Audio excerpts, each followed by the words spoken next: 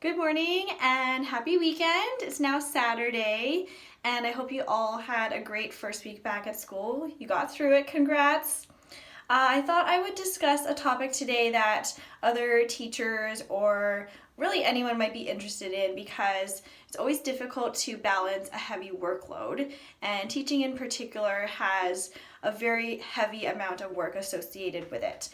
Teachers spend their day teaching, and so all of their marking and lesson prep has to be done outside of that day. So today, as I am out and about, I'm going to intermittently talk about what I've done over the years to manage the workload. And I am by no means perfect at all at balancing things, but I have made a huge improvement in managing my time and all of the responsibilities of a teacher. So I'll go through some tips that have worked for me over the years, and I hope you find it helpful.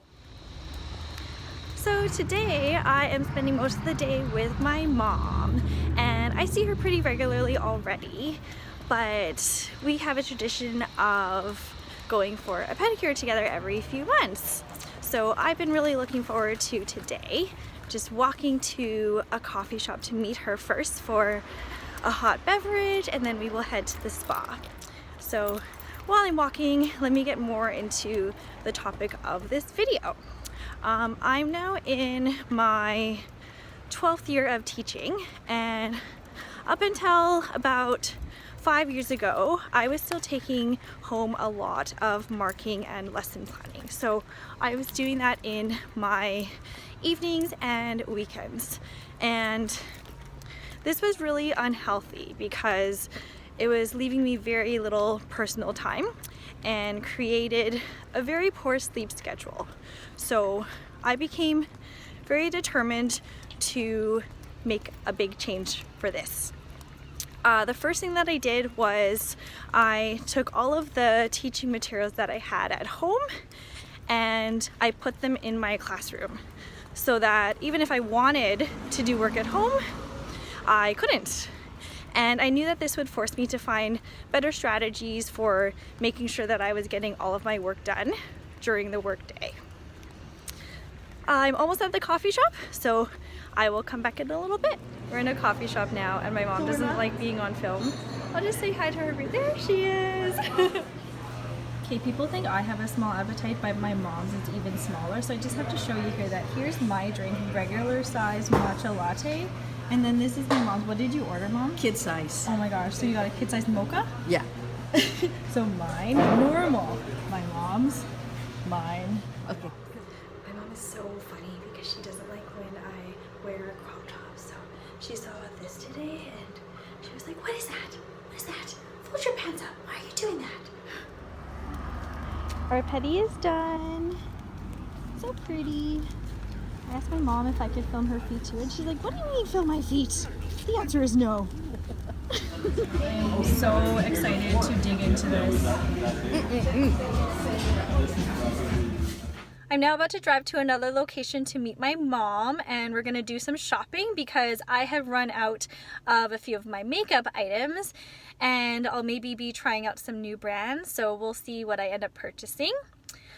Going back to our discussion from earlier, so since I had to come up with some strategies to ensure that I would get all of my work done during my workday and not have to take anything home, I have found my to-do list to be essential for keeping myself organized and giving myself daily tasks to complete. So I have daily to-do lists and weekly to-do lists. The daily to-do lists are smaller tasks that I know I can complete during the day, and the weekly to-do lists are more so ongoing things that I will need more time for.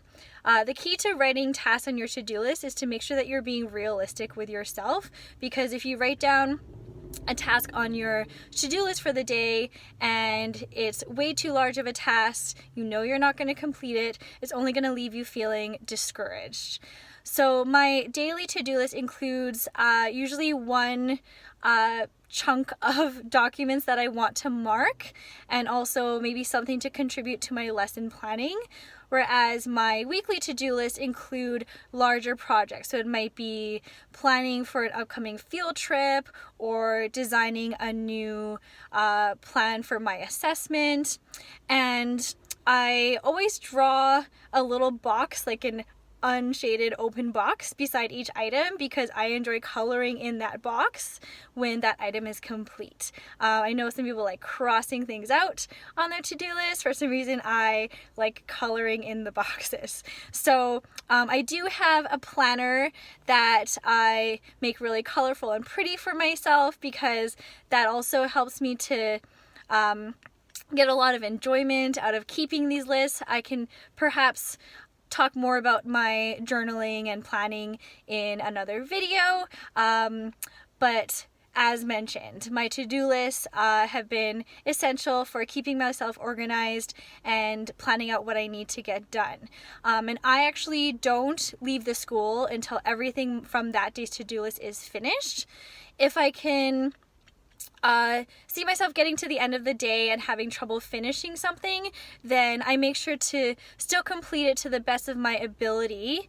And I've had to learn to be okay with things not being perfect. So there's this phrase that says done is better than perfect, and I have had to adopt that because I've always been such a perfectionist. And it has been healthier for me to get things done still in a way that I think is good quality, but not so that I'm spending hours and hours on it to make it perfect to the point where I'm harming my lifestyle, the balance that I want in my life. We just finished shopping at the Shoppers Beauty Boutique, and I needed a new foundation. I typically wear the MAC Pro Longwear foundation because I like that it's very full coverage, and I don't actually wear foundation every day, but when I do, I like the coverage. I thought I'd try a different brand though than my usual, so I'm gonna try Smashbox. So it's the Smashbox Studio Skin 15-Hour Wear Hydrating Foundation. It's oil-free, it has a matte finish, it's medium to full coverage, and I'm in the color 3.0. And I tried it on and I like how the finish is, so hopefully that goes well as I continue to use it. I also needed some lotion for the bathroom because I like to hydrate my hands constantly, so I really like the scent of this one. This is Coconut and Orchid. Yum. I also helped my mom choose an eyeliner. She really likes brown eyeliner rather than black, so I was helping her choose that. At first she picked a shimmery one, and I said, Mom, you are not going to like the shimmer on that one, so I helped her pick a nice dark brown shade by Urban Decay. Now, teaching is the type of profession that is always changing. Teachers need to constantly improvise. Every day is different, every day is interesting, and so teachers have things coming at them constantly throughout the day that they need to handle. And so another thing that I do is anything that I want to get done for the day or that comes my way, I leave on my desk. And so by the end of the day, I want my desk to be clear of all of that stuff, so that I know all of that is taken care of. So for example, if a student hands in a document, I will leave it on my desk to mark that day if I know that it's just a single thing that I can mark quickly. If a colleague asks me a question, then I write it on a little post-it note, leave that on my desk, and take care of that for the day. If I get a document in my mailbox that I need to take some kind of action with, then I will leave that on my desk and again take care of it before the end of the day. And so this not only makes sure that work doesn't pile up, but it also means that I have a very clean desk at the end of every day. And so when I come into the classroom the very next day, I feel good about seeing a nice, tidy, organized environment.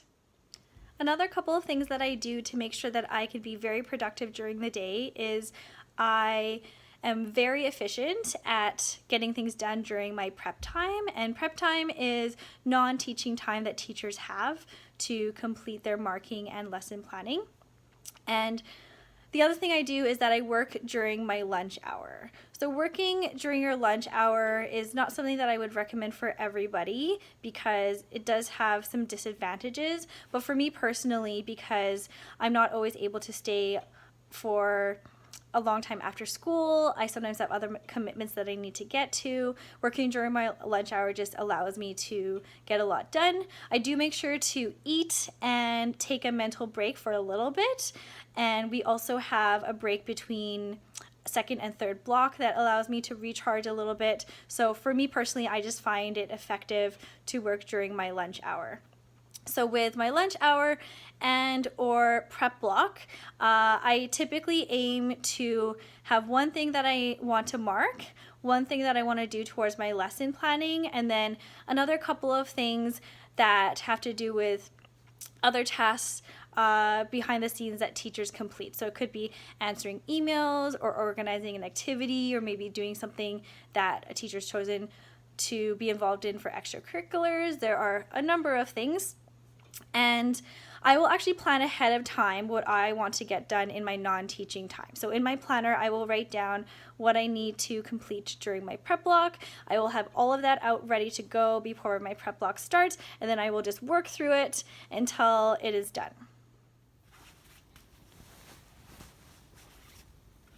Where are you, kitty? Hey, Hudson! Hudson! Say hello to YouTube!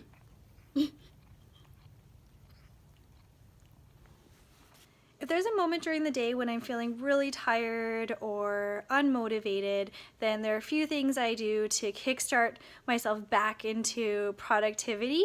One of them is to have a snack. I always have a pretty good stash of healthy snacks in my classroom. Another thing I do is I drink tea. I love tea so much, and so I'm constantly drinking tea. I really am not a big fan of coffee, but I do love my tea. And thirdly is that if I'm in a prep block or on my lunch hour, then I sometimes put on my music. Typically it's music of my boyfriend, Maniacal J, and that usually gets me pretty pumped to get some work done. The tips that I've been discussing today are generally for my non-teaching time. So they are for how I'm productive during my lunch time or my prep time or my after school time. So when I'm actually teaching though, my focus is on my students. I love spending time with them. I love helping them learn, and they are my priority. So those are the things that I've done to change my mindset around how to be really productive and to avoid taking my work home with me. There are still times when I do a bit of work at home. For example, around report card time, things can be a little bit heavier, and so I might take a Sunday afternoon to go to a coffee shop and pump out some work. But overall, I've found that I have been able to make such a huge difference in how I handle my workload. I think a lot of it has been to do with mindset and shifting my thinking to be more efficient and to not be so hard on myself and to not be such a perfectionist such that I am spending way too much time on each task. And overall, I feel like I'm a happier, healthier person for it. I hope you found this video helpful. I would love to hear your strategies down in the comments below. And if you are willing, please support me by liking and subscribing to my channel. See you later.